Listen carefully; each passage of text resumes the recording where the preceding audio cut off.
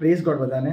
આજનો શાસ્ત્ર પાઠ છે માર્ક અધ્યાય 9 કડી 30 થી 37. હવે આની અંદર છે ને આજના પેસેજમાં પ્રભુ આપણને 3 બાબત ખાસ કહે છે, જેમાં બે બાબત છે એ આપણે અનુસરવાની છે, એને કરવાનું છે, અને એક જે બાબત છે એના વિશે પ્રભુ કહે છે કે તમે નહીં કરો. એમાં જો ફર્સ્ટ જે બાબત છે એ છે કે 32મી કલમમાં. હવે આમાં 30મી કલમથી સ્ટાર્ટ થાય છે. તો એમાં પ્રભુને એમના જે શિષ્યો છે એ લોકો ગાલિલથી નીકળે છે, અને ત્યારે પ્રભુની ઈચ્છા હોય છે કોઈને જાણ નહીં કરવી, એ લોકો નીકળે છે. ત્યારે પ્રભુ એમના શિષ્યો સાથે વાત કરતા હોય છે, એમને સમજાવતા હોય છે કે માનવ પુત્ર સાથે શું થવાનું છે, પણ એ લોકો એ વસ્તુ સમજતા નહીં. અને અહીંયા 32મી કલમમાં લખ્યું છે કે શિષ્યો તેમનું કેવું સમજ્યા નહીં, છતાં તેમને કંઈ પૂછવાની તેઓની હિંમત નથી.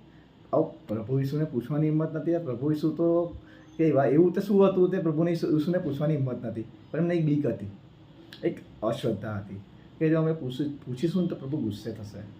અને આપણા પ્રભુ તો દયાળુ છે. તો પહેલો પોઈન્ટ છે કે શ્રદ્ધા રાખો, પ્રભુમાં શ્રદ્ધા રાખો. અશ્રદ્ધા નહીં, શ્રદ્ધા રાખો. તમારા લાઈફમાં કંઈ પ્રોબ્લેમ છે, કંઈ પણ છે, તમે પૂછવા આવો છો, કોઈ વાર તમારે મૂંઝવણમાં છો તો પ્રભુ પાસે જાઓ. પ્રભુ તમારી સાથે સાચે વાત કરશે, તમને જવાબ આપશે. એ શ્રદ્ધા રાખો. પહેલું પ્રભુ કહે છે કે શ્રદ્ધા રાખો. બીજું છે અહીંયા 35મી કલમમાં. હવે જ્યારે એ લોકો કફરનહૂમ પહોંચે છે તો એ લોકો પ્રભુ શિષ્ય રસ્તામાં વાતો કરતા હોય છે. તો પ્રભુ જ્યારે કફરનહૂમ પહોંચે છે શિષ્યો સાથે તો પૂછે છે કે તમે લોકો શું વાતો કરતા. પ્રભુને તો ખબર જ હોય કે શું વાતો કરતા હતા, પ્રભુ જાણતા હતા, પણ તો પણ પ્રભુ પૂછે છે. ત્યારે પેલા કોઈ જવાબ નથી આપતા કંઈ. પ્રભુને ખબર હતી કે લોકો અંદર એ ચર્ચા કરતા હતા કે પ્રભુના પછી કોણ મોટું થશે, સૌથી હોદ્દેદાર કોણ રહેશે. એક અભિમાનની વાત હતી, અભિમાન. તો અહીંયા વાત છે અભિમાનની. પ્રભુ કહે છે અભિમાન ના કરો. એટલે પ્રભુ શું કહે છે કે જેને મોટું થવું હશે, 35મી કલમમાં કહે છે કે જે કોઈ માણસ પહેલો થવા ઈચ્છતો હોય તેને પોતે સૌથી છેલ્લો અને સૌનું સેવક થવું. એટલે કે જેને પહેલો થવું હશે એને છેલ્લું થવું પડશે. નમ્રતા, અભિમાન નહીં, નમ્રતા દાખવવી પડશે. પ્રભુએ આ વસ્તુ એટલે કીધી છે કે અભિમાન એ પાપ છે, ડેવિલનું ટેમ્પટેશન છે. અને પ્રભુ ઈચ્છતા હતા કે આ વસ્તુ એમના શિષ્યોમાં ના આવે, અને ઇવન એમના શિષ્યોને કોઈનામાં પણ ના આવે. એટલા વસ્તુ બાઇબલમાં લખી છે. અને શિષ્યો માટે જે છે એ આપણા લોકો માટે પણ છે કે અભિમાન નહીં કરો,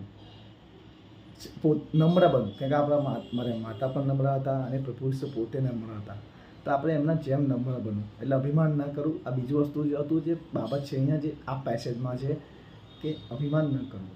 અને ત્રીજું છે જ્યારે શિષ્યો સાથે પ્રભુ બેઠા હતા ત્યારે એક બાળકને ખોરામાં લઈને પ્રભુ કહે છે કે જે કોઈ આવા એકાદ બાળકનું મારા નામે સ્વાગત કરે છે તે મારું સ્વાગત કરે છે, અને જે કોઈ મારું સ્વાગત કરે છે તે મારું નહીં પણ મને મોકલનારનું સ્વાગત કરે છે. અહીંયા છે સ્વાગતની વાત. સ્વાગત એટલે આવકાર એટલે પરસ્પર પ્રેમ. હવે પ્રભુ જાણતા હતા એ ટાઈમમાં પણ એ વસ્તુ હતી કે લોકો અંદર વચ્ચે દ્વેષ હતો, ઈર્ષા હતી, ઝઘડા હતા. શેતાન, ડેવિલના કાર્ય બહુ જ હતા એ ટાઈમમાં પણ, અત્યારે પણ છે. એટલે પ્રભુ ત્યારે પણ એ જ વસ્તુ આ દ્રષ્ટાંત રીતે કહો કે જે રીતે કોઈ પ્રભુ સમજાવી છે લોકોને, એકબીજાનું સ્વાગત કરો, આવકારો, પરસ્પર પ્રેમ રાખો. અને આપણા માટે મોટી આજ્ઞામાંની એક આજ્ઞા એ જ છે, 2 આજ્ઞામાંની, કે પરસ્પર પ્રેમ રાખો. અને જે ત્રીજી બાબત છે આ પેસેજમાં જે કહે છે કે પરસ્પર પ્રેમ રાખો. એટલે જેનાથી પરસ્પર પ્રેમથી ડેવિલ દૂર રહેશે અને એકબીજા વચ્ચે પ્રેમ રહેશે, જે જરૂરી છે. અને એટલે આ જે પેસેજ છે એમાંથી 3 જે બાબત છે એમાં પહેલી બાબત છે શ્રદ્ધા, પ્રભુમાં શ્રદ્ધા રાખો.